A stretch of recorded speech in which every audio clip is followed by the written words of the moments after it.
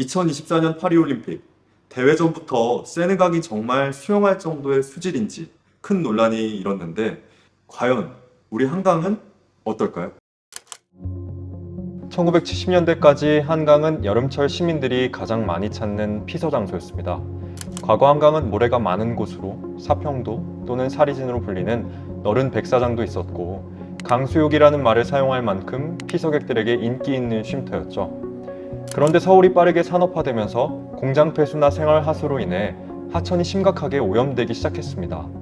한강 오염은 1990년대까지 지속되었는데요. 다행히 90년대 중반부터 체계적인 물 관리를 통해 점차 수질이 개선되기 시작했습니다. 도시가 커지면서 수질뿐만 아니라 한강의 모습도 많이 달라졌죠.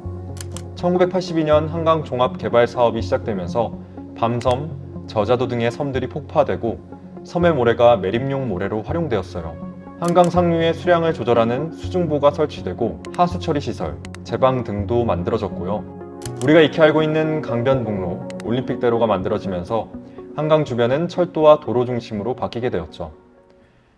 현재 한강을 생각하면 한강물에서 피서를 즐기는 모습이 곧잘 떠오르지 않는데요. 다시 예전처럼 자유롭게 강 주변이 아닌 한강에서 수영과 피서를 즐길 수는 없을까요?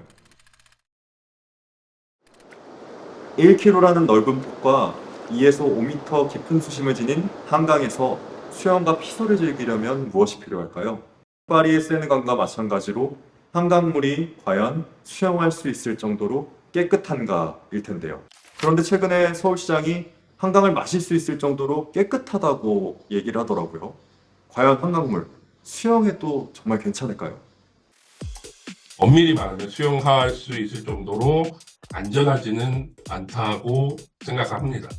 수영이 가능한 지점은 강나루, 한강공원이 위치한 구간 정도가 현재 가능하지 않을까. 총 대장균 분수가 수영력을 판단하기 위한 중요한 지표라고 할 수 있는데요. 총 대장균 분수를 제외하면은 양호한 수질이기 때문에 이 총 대장균 수에 대한 관리가 철저히 이루어지고 그다음에 2등급, 그러니까 약간 좋은 수준의 이상의 수질로 개선되면은 지금도 한강에서 자유롭게 수영하고 다양한 수상 레저 활동이 충분하지 않을까 생각을 하고요.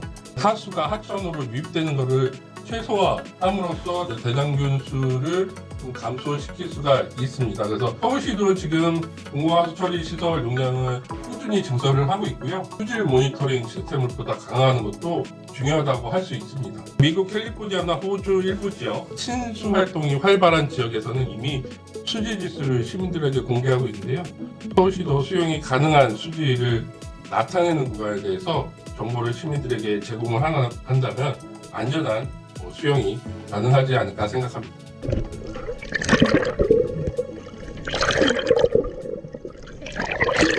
생각보다 물이 맑다. 강 바깥에서는 민물 냄새 좀 났는데 오히려 안에 들어가니까 냄새 좀 안 나고 그냥 어디 산 가서 계곡에서 약간 수영한 듯한 느낌?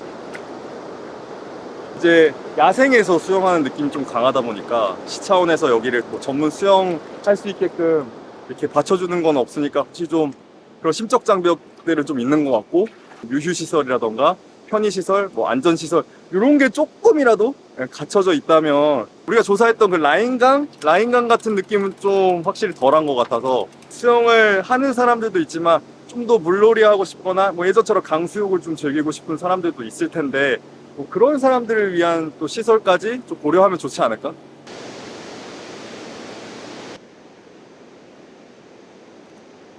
한강 내 시설물, 그러니까 구조물을 설치하는 것은 홍수시 유수의 흐름을 방해해 홍수 위험을 증가시킬 수 있어서 제도적으로 엄격하게 관리되고 있습니다. 그래서 홍수시 유수 흐름에 방해되지 않는 구조로 홍수기가 아닌 시기에 한시적으로 운영 가능한 시설로 계획된다면 수용 관련 시설물 설치도 충분히 가능하지 않을까 생각이 됩니다.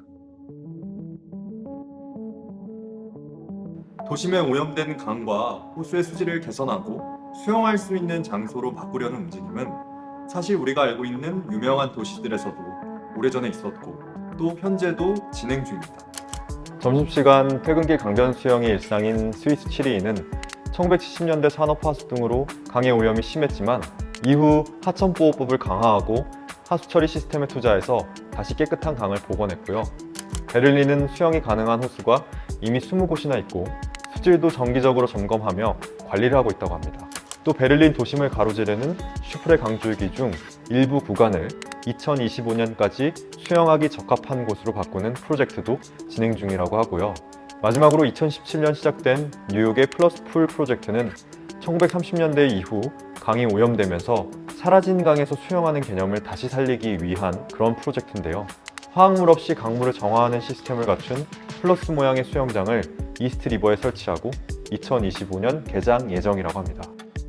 환경, 인구 등 도시마다 조건이 다 다르기 때문에 해외 사례를 단순히 우리 한강과 비교하기는 어렵지만 강이나 호수 같은 자연의 물에서 수영하고 여가를 또 즐기고픈 마음은 어느 곳에나 있다는 생각이 드는데요. 서울시에서 법으로 정한 서울의 미래계획 2040 서울도시 기본계획을 보면 한강 수변 공간 전환에 관한 계획이 있습니다.